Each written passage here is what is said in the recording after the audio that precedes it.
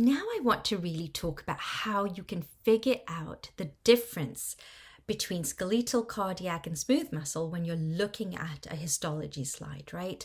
Because in a textbook, it looks fairly easy to sort of figure it out. But remember, when you're looking at histology, it can look a little bit hodgepodgey and it can be a bit tricky. So the method I use is you have to ask yourself some very specific questions. The first thing you want to ask yourself is how many nuclei are present. Now, if there are one or two nuclei, that's going to be the difference between cardiac and smooth versus skeletal, because we know multiple nuclei means that it's skeletal muscle, and if it's one or two nuclei, you're going to have to ask yourself, is it striated? Because then that's going to be the distinguishing factor between cardiac and smooth, right? So if it is striated, then we know it's cardiac.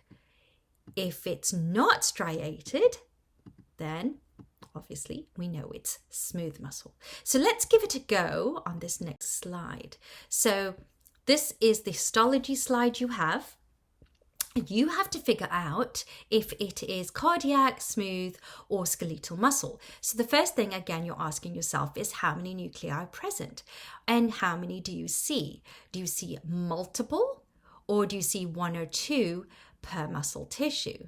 So this might look a bit tricky, but for the most part, there are actually just one or two nuclei, right, that are present.